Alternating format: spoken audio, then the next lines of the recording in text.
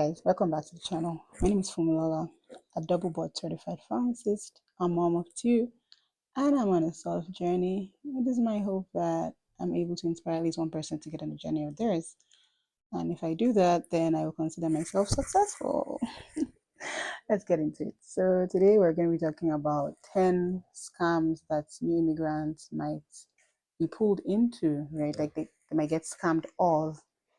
I will list them in order. Then the last one will be like gist because I actually want to gist you guys about that one. Okay. Yep. Remember to like and subscribe and share this video, especially to your new immigrant friends, so they can know what to watch out for. Let's get into it.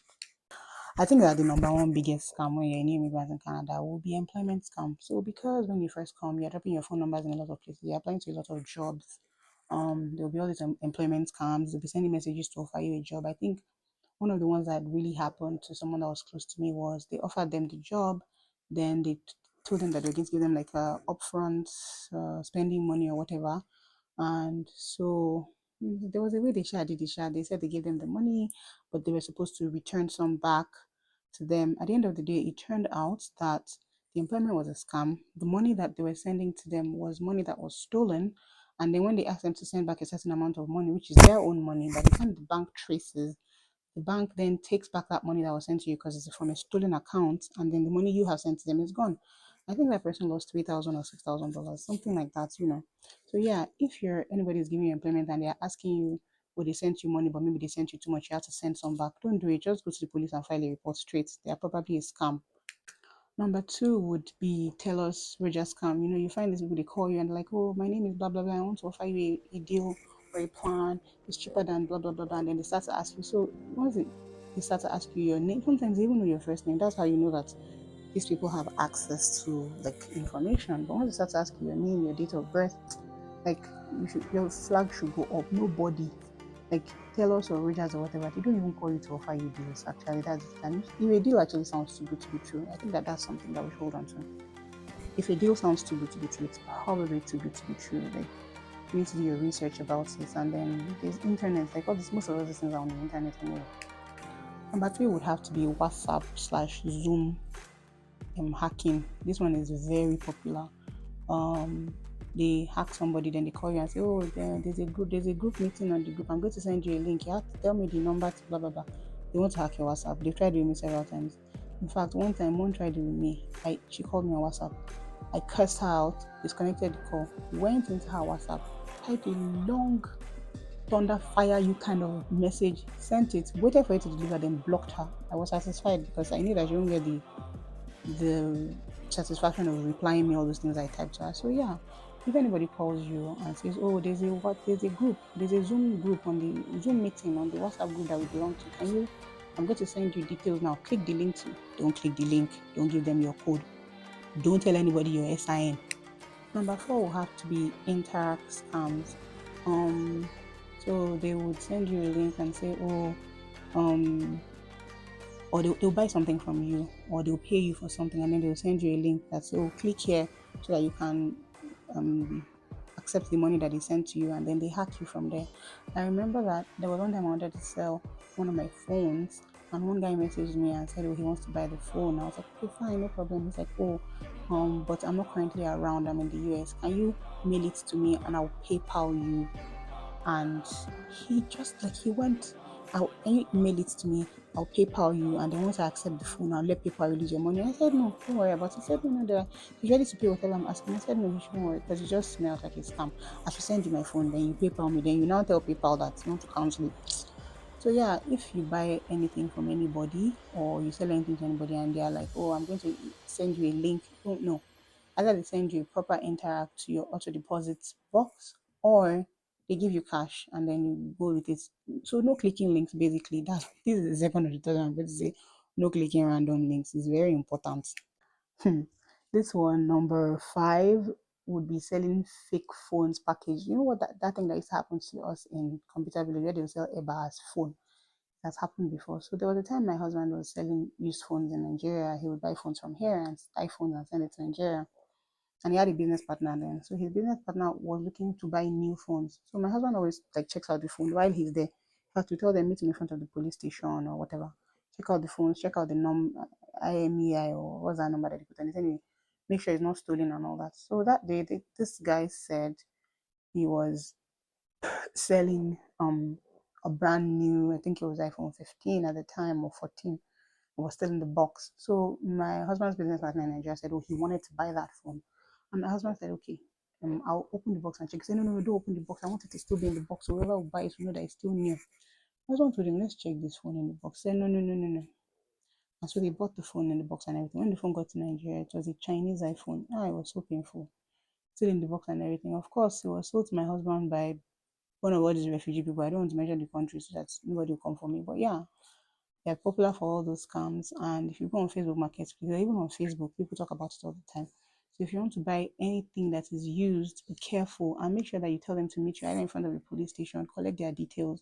Like you can never be too careful because places like Facebook Marketplace and Kijiji, where most immigrants buy things from when they first of all come, don't vet their sellers. Same way they don't vet the buyers. Facebook even still tries, right? Because most people on Facebook have a history, but like Kijiji and Co, it's dangerous. So you really have to be careful so that you don't lose your hard-earned money. Number seven will be Canada Post scam. They will send you like a text message and say, oh, your Canada Post delivery has been delayed, blah, blah, blah, because maybe they didn't find you at the door. Click this link. If you didn't order anything, don't click it. Even if you ordered something, don't click it. Canada Post will not be sending you delivery links.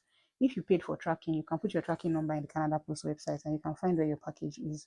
Okay, so please don't click any random links that you don't know. Number seven would be romance scams. So a lot of the phone numbers that are going around in Canada are recycled. They mean somebody has had them before. My phone number was owned by somebody called Haley. And this is almost 8 years after. And some people have to text me to say, hi, Haley, can we hang up? Or somebody will just text you randomly, hi, how are you? In fact, people are sending nude pics in text messaging, hoping that I will reply or hoping that it will bait me if I'm interested in that kind of thing. And then those kind of scams go on. They text you. If someone just randomly texts you hi, don't hide them back. If the person knows who you are, they'll call you or they'll ask the question they want to ask. So if someone said text now, if I see a random hi, can we chat on my iMessage and I just block the person, like I don't even bother. Number eight, the CRA is looking for you scam. They know that because you just came, you're mostly afraid. So everybody they're going to call you and be like, oh, your SIN has been involved in some fraudulent activities. If you don't call the CRA, you're going to blah blah blah. A lot of people fell for this scam 6, 7, 10 years ago. And then they start to say, oh, the CRA, you have to pay this, you have to pay that, you have to. And because a lot of us are coming from countries where our taxing is not as, like the West, we fall for this scam. So if anybody calls you and says they're from the CRA and that you owe them money, blah, blah, blah, if the CRA wants to tell you that you owe them money, they will send you a letter. If you're not sure if that call is genuine, then just tell the person that I'm sorry, I will be getting off this call. And then you can call the CRA yourself by going to the CRA website and picking up a phone number from them. Fraudulent SMSs about you speeding. Sometimes they'll even get your plate number right. If you get a speeding ticket, it will not be an SMS. They will send it to you in the mail to your address where your plate number is registered to. So please don't fall for it. Don't click the link. Don't reply the SMS. Don't call the number. It's a scam. My friend was going to sell her car, a nice Mercedes. And then um a guy messaged and said he wanted to buy the Mercedes from her. Two of them showed up. Her husband was standing right there. So she was talking to one, the husband was with the other one while he was checking the car out. Now, next thing he called her attention and said, oh, there's oil in the coolant reservoir. My friend was like, no, there's no oil in the coolant reservoir. Like, oh, there's oil in the coolant reservoir, but that, he'll still buy from her because he basically needs the car for parts. And he went and priced a $7,000 car to $2,000. And my friend was like, you know what? Don't worry about it. And I don't want to sell the car anymore. He's like, if you drive this car, it's going to knock the engine and I just want to take it off you. Just let me buy it from you, blah, blah, blah. And so my friend didn't sell this car. So she called my husband, who is car man on most days, and said, this is what happened to my car. My husband was like, are you sure? My husband watches a lot of all these YouTube videos where they talk about cars, and somebody had talked about this scam before, and he was like, okay, you know what? Tell them that you're not selling it for now. They should come back later. My husband went, he had a feeling. So he went, he drained all of the liquid in the coolant reservoir. He wiped it, he cleaned it out, and then refilled it with fresh liquid and then ran the car. And of course, there was no oil in the coolant reservoir. So you know what happened? Two of them showed up. One person was distracting my friend. The other one was checking out the car. and my friend's husband was watching him, but I think he had like a oil in his sleeve or something. So when he opened the coolant reservoir, he tipped some oil in there so that they could use it to drive down the price of the car and take away the car. And already as we were standing there, they were already being divisive by they were telling my friend's husband, "Oh, you're a cool guy," because he was saying, "Oh, they didn't just buy it and they didn't." And my friend was like, "No, there's nothing wrong with this car." And they're already being divisive and saying things like, "Oh, you're a cool guy, you're understanding, your wife is, she's not nice, blah blah blah blah blah." And they were already trying to do all those things. So, and then they kept calling my friend over and over and saying, "No, they want to pick up the car, they want to pick up the car." And I think that somewhere along the line, she let them know that she knew what they had done, and of course they disappeared. So you guys, this is a proper scam that happened. This is not third party. This properly happened. So this should be your takeaway. Don't give your assignment to anybody. Don't click random links.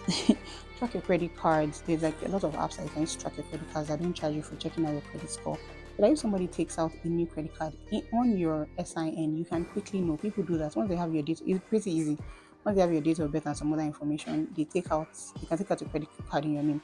But if you're tracking your credit score and you're tracking the cards that are on your account, you can quickly tell if someone is doing that to you. So if anyone collects your name, your date of birth, your phone number, you can be a victim of identity fraud. Don't click random links, don't reply random texts, and God will be your guide. So thank you guys for watching this video. I hope that you enjoyed my 10 what possible scams that immigrants can get into, and I'll see you in my next video. I appreciate your time. Remember to like and subscribe, and of course share this video. Bye guys. Love you.